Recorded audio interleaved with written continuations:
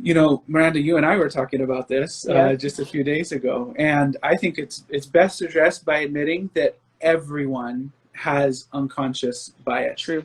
Hmm. That is part of all of us, and even the most progressive, forward-thinking person who could even be a member of a minority group also has that unconscious bias.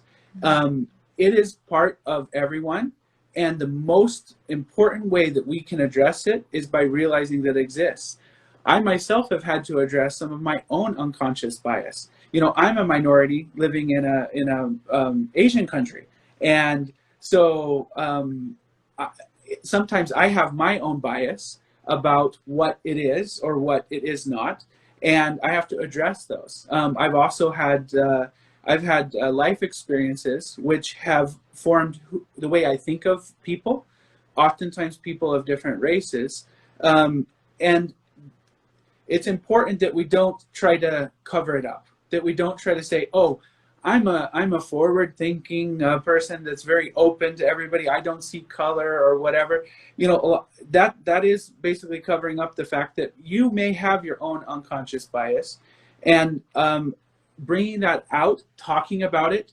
I think things like educating yourself are a great way to address that. Are really, that is the way to address this, is by realizing that it exists and talking about it and educating yourself.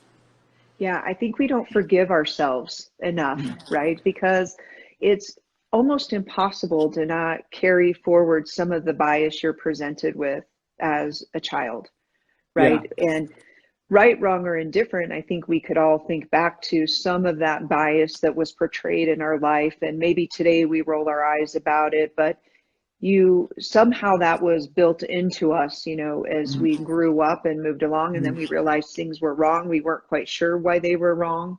Um, but I think back to your comments about being anti-racist or anti, or supporting diversity and inclusion, that helps you get out of that mentality. And I know you and I were talking the other day about the fact that, my two older kids are half Black.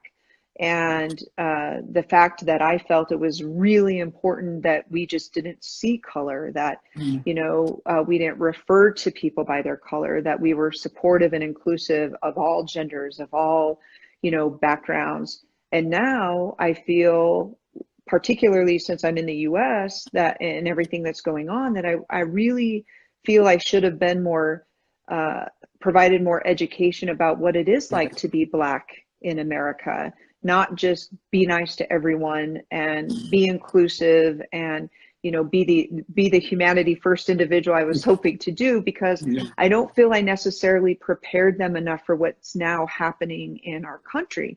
Particularly, my daughter is 17 and she's high energy. She's so even keel. She's a great student, good girl. I have no idea what I did to deserve her.